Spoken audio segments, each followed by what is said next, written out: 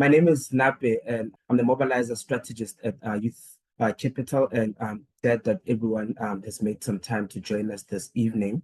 We're having a slight delay as we're still waiting for some other people to join because some are having troubles with the link and that kind of thing. So in the meanwhile, I just want to talk about the survey that we are currently doing around NSFAS. It's a survey that we recently just launched, and with this survey, we basically aim to gather people's experiences around their experiences with NSFAS. These are people that have used NSFAS previously and also people that are currently using NSFAS. So they could just tell us what their experiences are around, working the system of NSFAS. It will also be interesting particularly to get experiences of people that have successfully gone through the NSFAS experience well, also to just be able to identify some of those stories of success and identify what went well.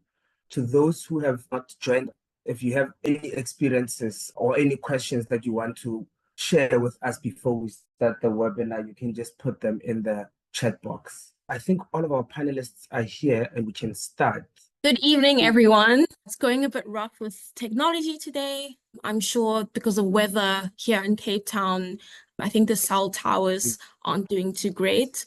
So yeah, thank you everyone for joining today's conversation. As Nape was mentioning, this is a very important discussion in terms of looking at NSFAS, looking at its history and its formation and where NSFAS is going in terms of its future. Before we get started on this conversation, I just wanted to mention to everyone who's joined this conversation, Youth Capital has launched a survey. It's a national NSFAS survey to take note and keep track of young people's experiences through NSFAS. We all know that NSFAS has been in the news for all the wrong reasons lately. Quite recently, there was a story around mismanagement of funds. We know that this doesn't just have an effect on a level of trust between people in NSFAS, but it has an effect on young people's lives. The reason why we started this survey was because a young person reached out to us in the Youth Capital hotline, sharing her story about NSFAS with a cry to make sure that, there's someone that keeps NSFAS accountable. And to give context around why NSFAS is so important when speaking of youth unemployment, in South Africa, nearly 1 in 2 young people are unemployed. That is an alarming statistic. We have one of the highest rates of unemployment in the world. When you look at things like education, Stats SA has confirmed that having a post-school qualification can increase your chances of being employed. So in the context of that, I think we can start our conversation. And for everyone who's joined, thank you for taking time out of your day to have these important conversations. You can drop any questions you have for the panelists or for Youth Capital in the chat. And by that, I mean the Q&A functionality, and we'll make sure to pass it on to our panelists. So before we begin, I'd love if Daniel and Yanga could introduce themselves. Thank you so much. Good evening, everyone. My name is Yanga Totyi. I am from an organization called Phoenix. We are a public benefit organization whose belief is that access to education should not be dependent on wealth. We do this through our crowdfunding platform where students in all 26 public universities have the opportunity to come and register to actively fundraise for their own studies, tuition, and we connect them to donor communities who care. So basically just putting the solution back into everyday people's hands. Good evening, everyone. My name is Bongisizwe Sibeko. I'm an SRC member in the University of Sefako, Makgatho, the University of Science. My capacity in the SRC is the School Chair of Science and Technology. Thank you. Thank you for taking your time out of your day. Nati, I know that you're struggling with your camera, but we'd love to hear from you in terms of how you fit into this NSFAS puzzle.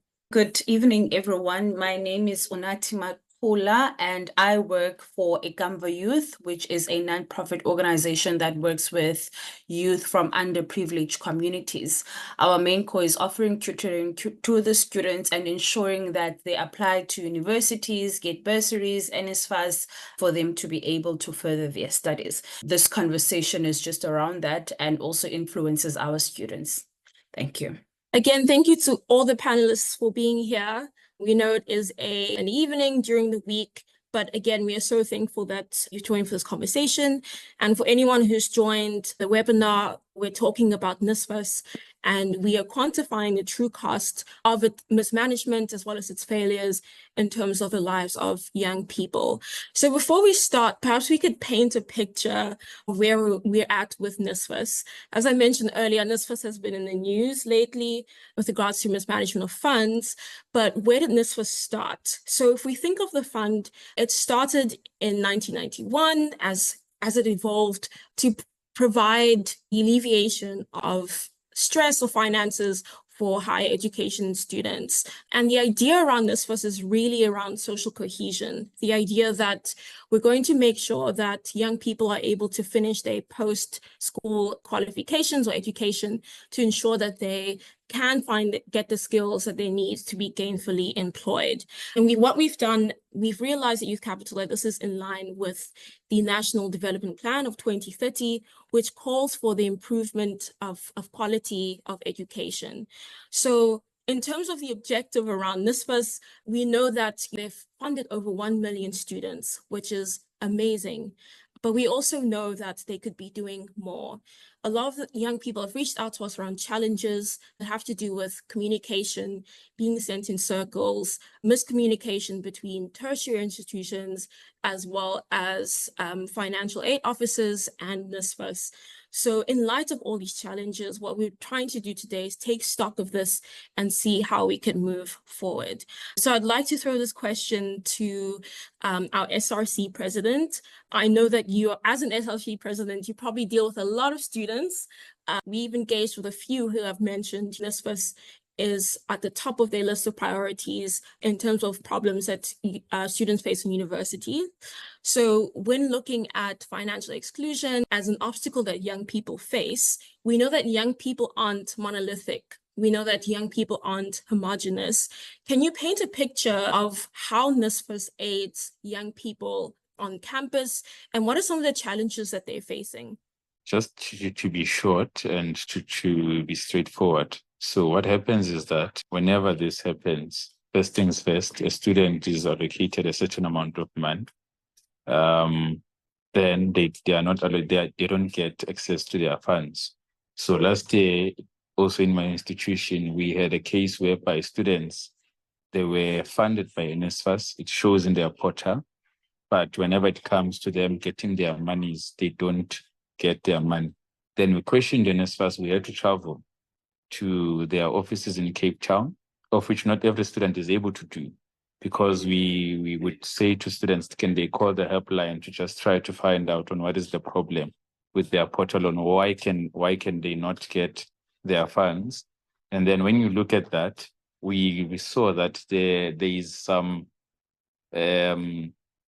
shenanigans that some other universities are also performing towards this. They're contributing in this. You'd find out that the university did not submit the registration data for that student, but yet the student is still registered within the NSFAS system. And you would also find out, because the NSFAS offices, they don't have access to our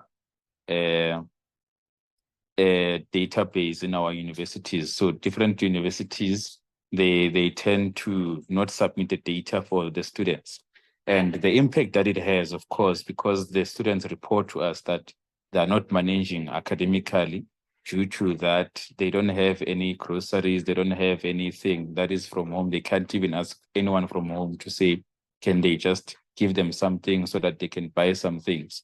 So one thing that happens is that they suffer academically because of the stress that it has on them and the strain. You can't survive on just living with hope and not understanding what is happening.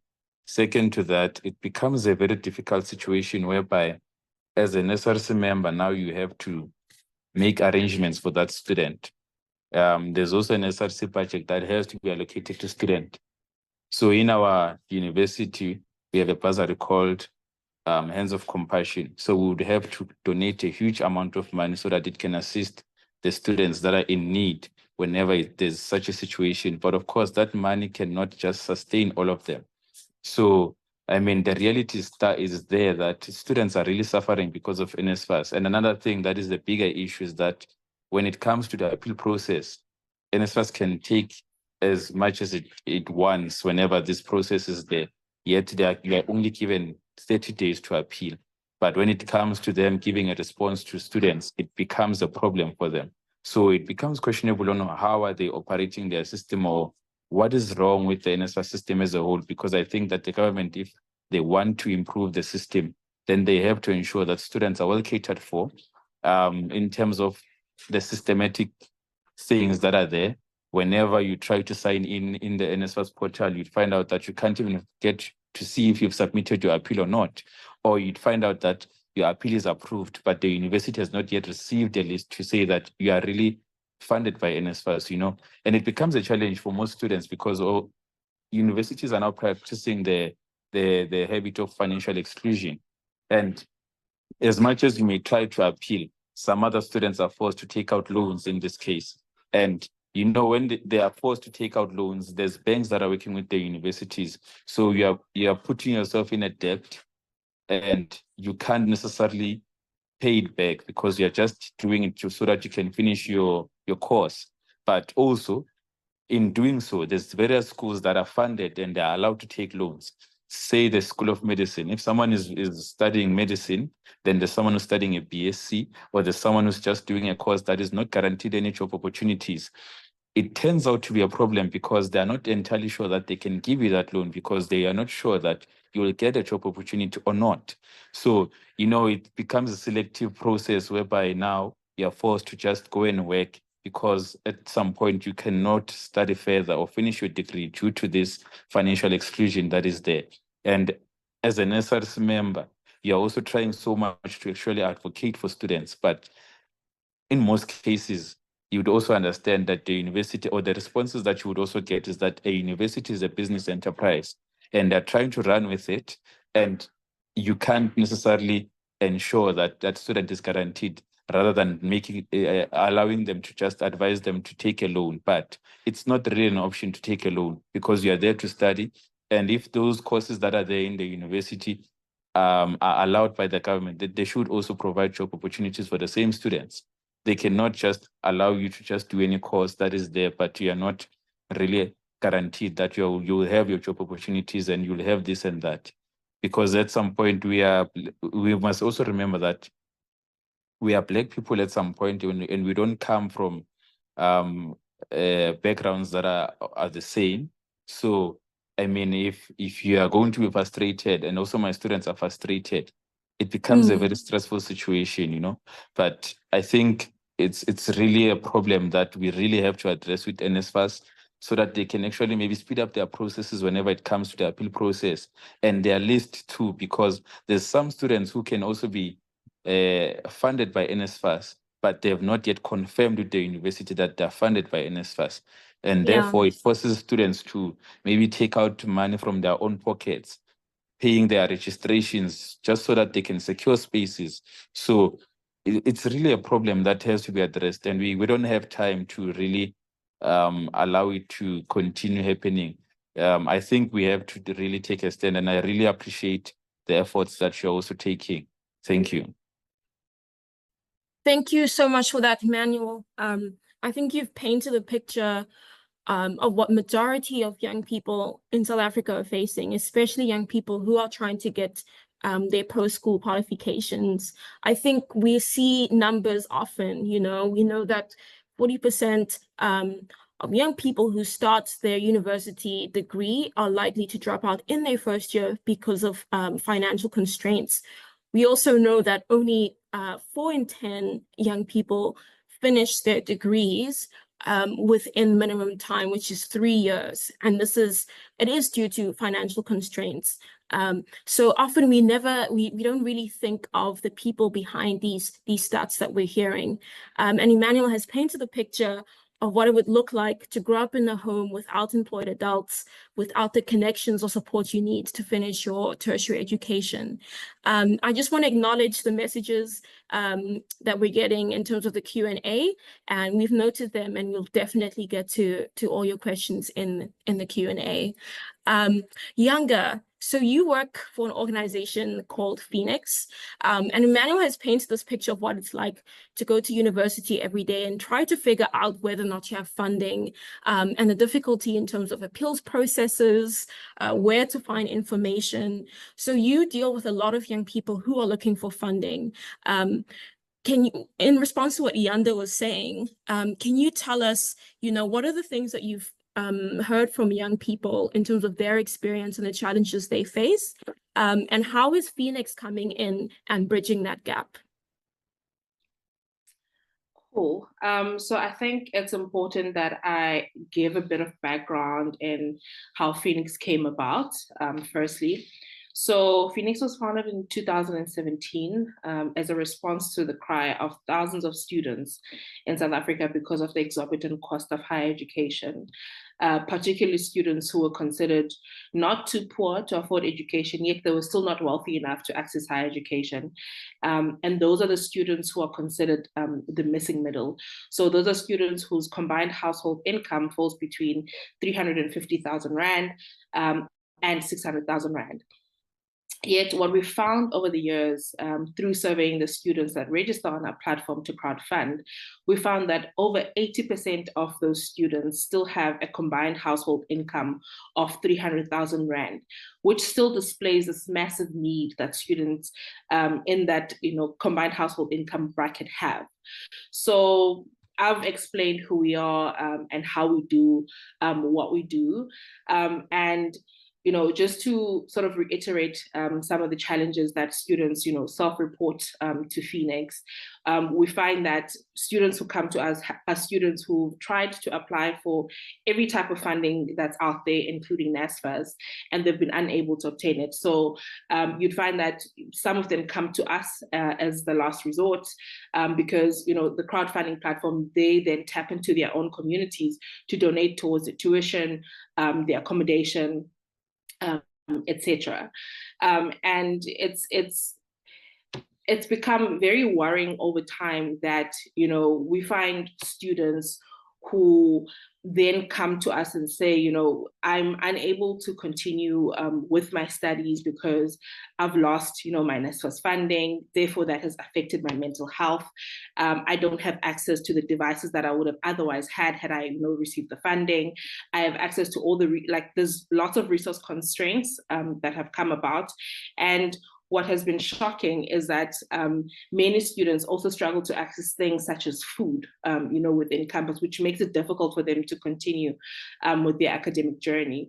So those are some of the struggles that we've found that students have self-reported to Phoenix.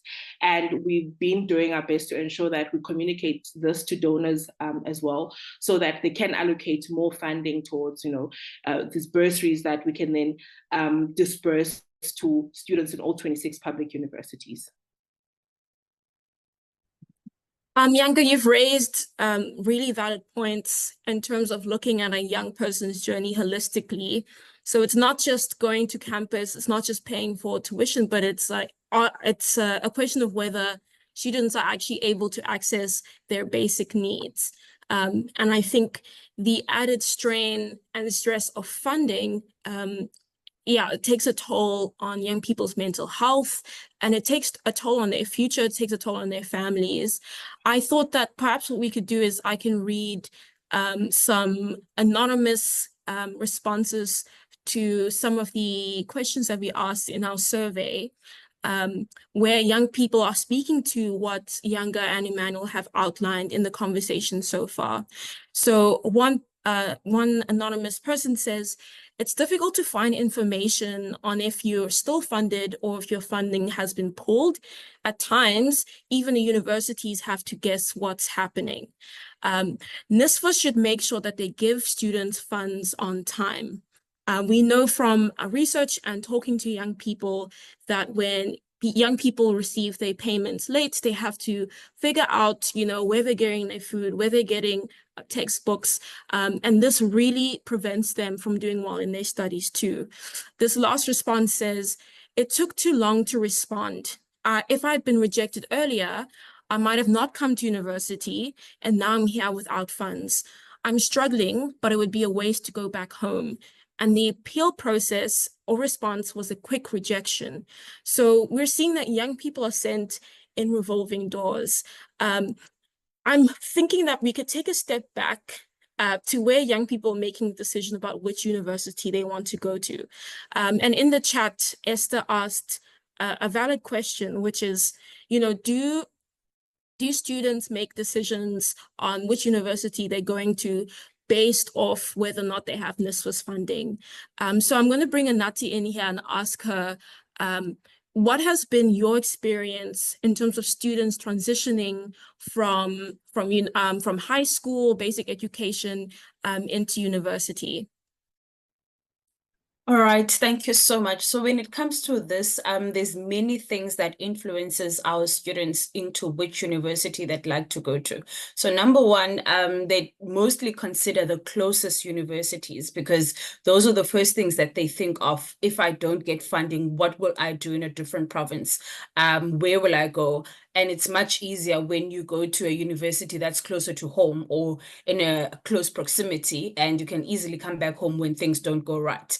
But majority of the times you'd find that students are very much ambitious. They'd like to go to different provinces because they feel that they've been in that same particular province, of which these things really, really influences their journey as well, and where NSFAS comes in. And we have experienced a lot of students who then went to different universities in provinces that are far from home, and they start experiencing these challenges where NSFAS doesn't pay on time. They get to sleep at the school halls, and SRC has to come in to intervene, and they don't really have anyone close that they could run to. And as you have mentioned, that there are some students that when they are in those situations, they don't even have an option of going back home, because they ask themselves that if I get to go back home, then where is my hope? Where is my future? Because I already understand the poverty that is at home. And those are the type of students that we work with.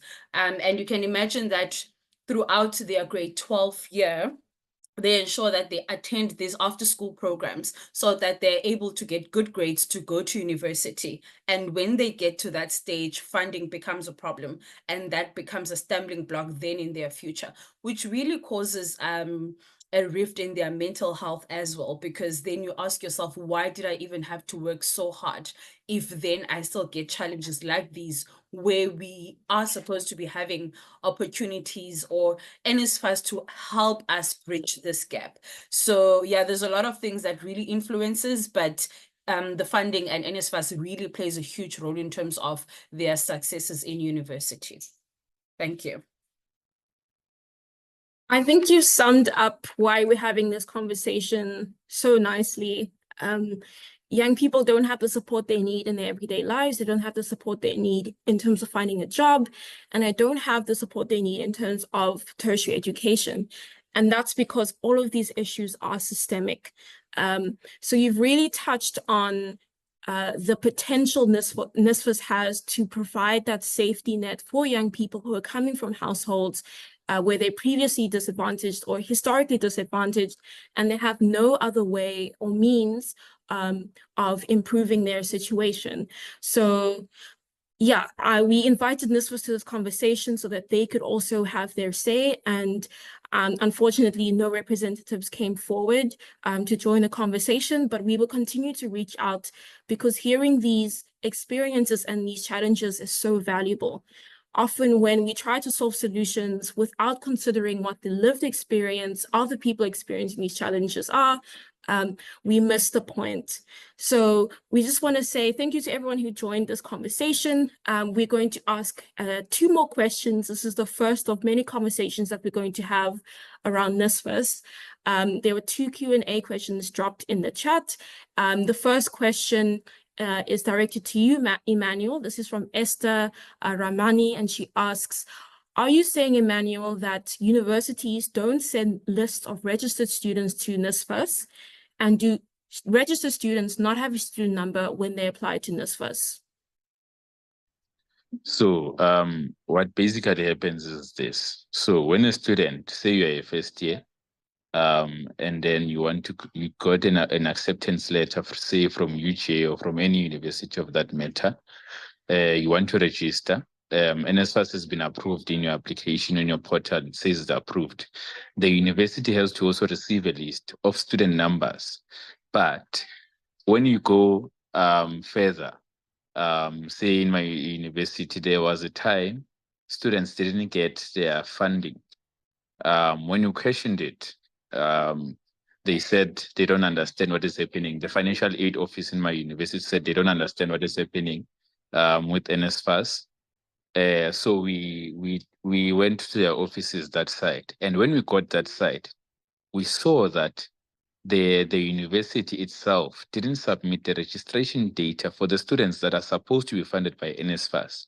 So NSFAS cannot allocate funds whereby a student they have not yet received your registration data. So they work with registration data if you are already a registered student in the university. But if the university does not submit your registration data, then there's a high possibility that you may think that you are funded on your portal because it says so. But when you check with NSFAS, they will say that we have not received your registration data. So we don't know what is happening with your life. But as a first year too, again, the university has to get a confirmation letter to say that you can register the student. We are funding them. But if they have not yet received that, that's why we have cases whereby a student can be rejected due to space constraints, due to the fact that they cannot pay the registration fee that is needed by the university for them to be able to register. So I don't know if I've answered you adequately, but if I've not, you can tell me, and then I'll try to. I think I tried to answer it to the best of my ability. But yes, that is what I was saying. So I think what you're speaking to, Emmanuel, is something that is also reflected in some of the responses we've received from students, where they say, there's a lack of communication between NSFAS and tertiary institutions, where universities also don't know what's happening. And yeah, this creates a lot of stress for universities, but it also creates a lot of stress for the students themselves. So there's a lot of opportunities for NSFAS in terms of the new board that's going to come in, and in terms of the new Minister of Higher Education, there's a big opportunity for them to address issues around operations, communication, as well as a system that currently isn't working for young people. We're asking all panelists to check the Q&A to see if there are any questions there that pique your interest or that you can speak to. But in terms of everyone online who's watching the conversation, please drop your questions in the chat for our panelists and we'll make sure to ask them. There's another question here from Ariel Mbili. She says, or they say, for Emmanuel, are the students affected the same way across levels by these inefficiencies? Or are these ones whom this issue is catastrophic? So, for example, they say, who would be at most risk to either drop out, be excluded, or be unable to make payment arrangements? This is from Ariel. So to sum up that question, they're asking who's most at risk if they have to drop out of university as a result of financial exclusion, or because they can't afford university, and who is unable to make payment arrangements? Thank you for the question. I think I'll just go school by school. In my school, we have 5 schools. And then there's that school that is always treated like a dump site. So most schools there in my school, like the School of Medicine, a person who's doing medicine is always guaranteed a job opportunity. So they would say to them that they can grant them a loan through Standard Bank because that's the bank that is working with the university. So with Standard Bank, a person who's doing such a course, they can grant them the loan. But for someone who's doing a BSc, the university can just say to them that this person is not yet guaranteed a job opportunity. So you can't grant them a loan without them having a guarantee that they have a job opportunity on the other side. So in my school, it would be BSc students the students who are doing BSc. they would be the ones who are at risk, because they would say to them, the reason would be that they don't have guaranteed job opportunities. But for those who are doing health sciences courses, then those ones are always granted these loans from these different banks. But in some other cases, hence I'm saying that it becomes a selective process whereby it depends on the course that you would be doing. But in my school, it would be the students who are doing BSc, specifically them, they would be affected most of the time, because there would be just that rumor that says there's no job opportunities that are guaranteed. And then in other universities, of course, it depends on the course that you would be having. If a course is also having more bursaries, then you would be allowed maybe to perhaps have a payment arrangement. But if you're just doing any random course, then it becomes a problematic one, because if you're not going to make any payment arrangements, how are you going to pay the fees? How are you even going to get your degree, provided that you are allowed to continue the academic? You can't get your degree with a debt. You'll just be known that you have graduated, but you wouldn't get your degree. Thank you. Thank you, Emmanuel, for answering that question. I see that Unati has raised her hand. Unati, you're welcome to speak. All right. I'd just like to add on what Emmanuel has mentioned and on the question itself. And for my answer, I would also say that, remember, majority of the students are affected. Definitely not the same way, because they don't come from the same backgrounds. But if you look at the type of students that we work with in the township areas, majority of them, even when they were in high school, they were supported by the SASSA grants. Majority of their parents are not working. So when they get to university and they don't get the funding, they are sort of affected the same way. It would be then much better if there is a working parent at home that could say, okay, at least try and stay in university. Maybe for the first few months, I can try and pay for your groceries. But based on our experience, majority of these students do not have that type of support, because some of them, when they get the funding, they even take from that NSFAS money to support at home. So it's real issues, and I would like to think that most of them are affected the same way, just different levels. Thank you. Thank you so much, Nati, for the context around university students who have to drop out. And it is true that majority of students who are on NSFAS and have to drop out are all affected. I don't want to say equally, but they are all affected in terms of going back home and not being in a home where there are employed adults. A lot of the time, students who are on NSFAS are the first people in a generation, or first generation of people who are going to university. In addition to that, they are often breadwinners in their households. So their NSFAS is a way for them to make it out of their circumstances, and also take their families along with them. So we see the potential for generational change, and without NSFAS, this isn't possible. We have another question from Esther, who's asked, what is the current status of NSFAS? Has the NSFAS admin been dissolved? We've done research into this, and the Minister of Higher Education actually put a call out on, I think this was the 13th of August, asking for applications or nominations for the new NSFAS board. There are a few requirements, but you can find this online. And there are 21 days from when this was announced on the 13th of August before the final board will be chosen. So it's very important that young people also get involved in the space and ensure that they are at the table where decisions are being made. Unfortunately, the requirements require a master's degree, which is quite ironic in the context of what we're talking about. But if you know of anyone that you'd like to nominate to be part of that board and ensure that they're at the table making decisions about young people's futures, we definitely advocate that you nominate young people to join the board. So we have 10 minutes left in the conversation. For everyone who's attending, again, thank you for taking time to join this important conversation. If you have any more questions, you're welcome to drop it in the Q&A. In terms of where we are in this conversation, we've taken stock of challenges, but perhaps we can talk about some of the opportunities around NSFAS with the limited time that we have left.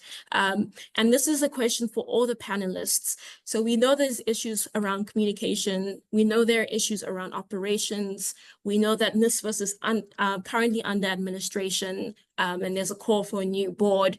But what are some possibilities you see for NSFAS? If you could wake up tomorrow and create a NSFAS that works for all young people, what would this NSFAS look like? Perhaps we can start with you, Emmanuel, and then Unathi, you can answer next. And then Yanga, you can give us your possibilities for NSFAS.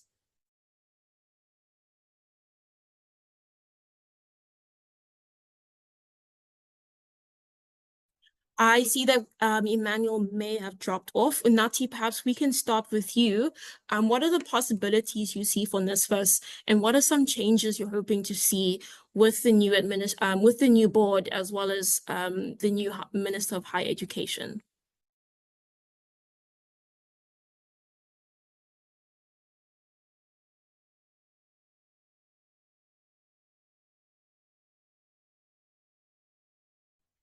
I see that we've also lost Unathi. Yanga, if you're still online, can you share some of the possibilities for NSFAS going forward?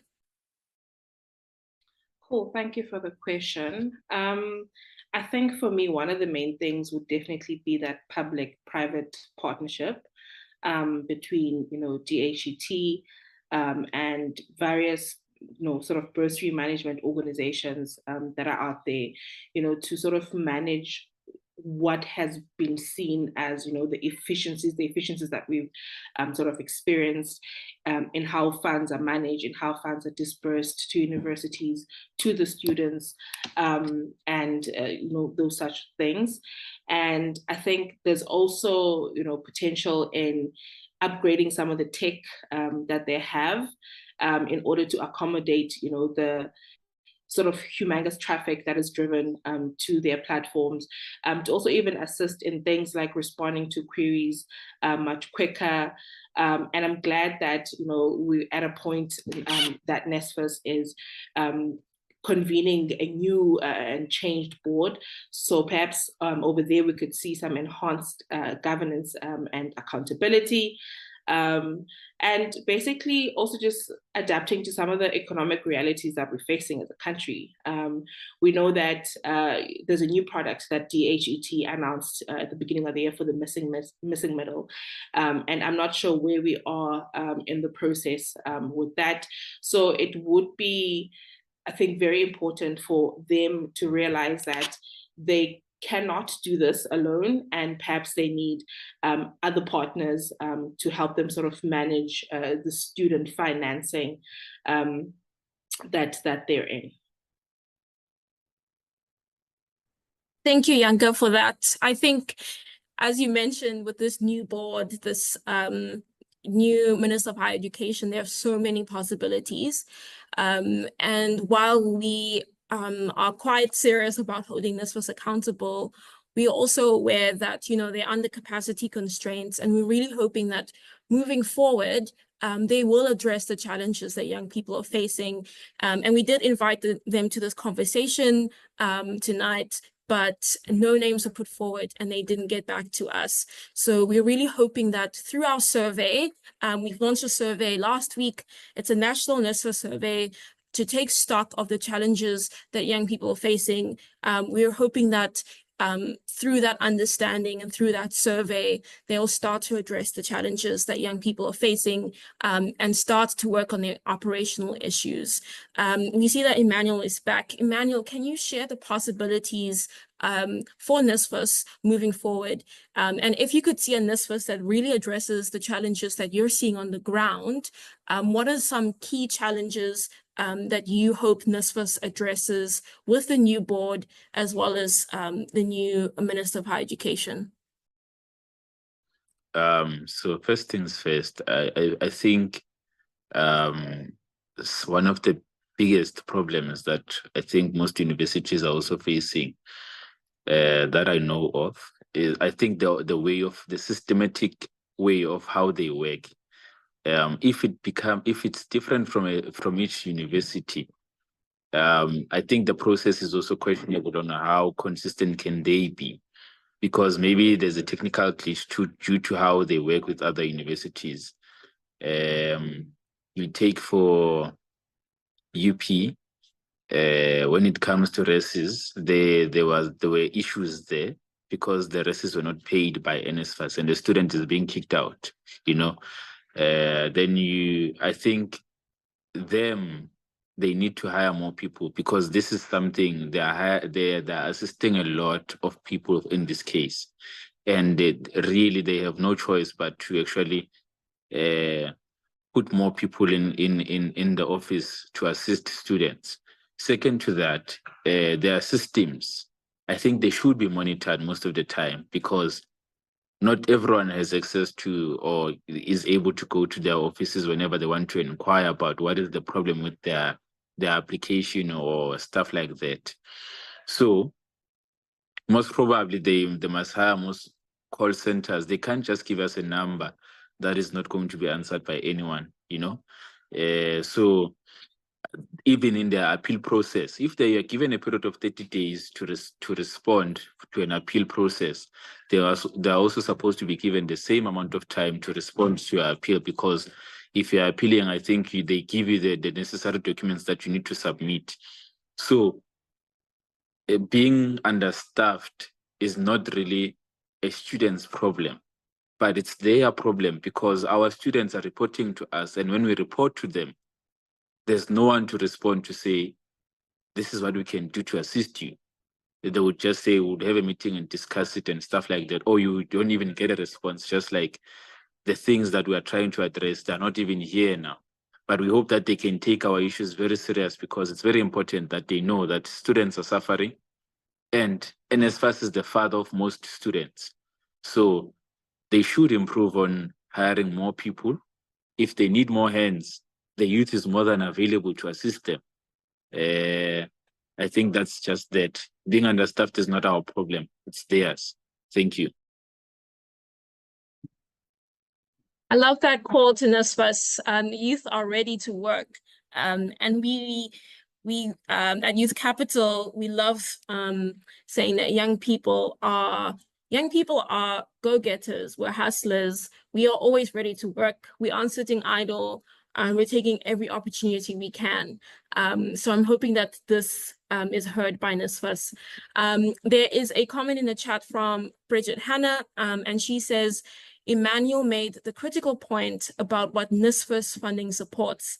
In case of TVET students, some of the courses in programs that have questionable pathways to income for students in terms of skills.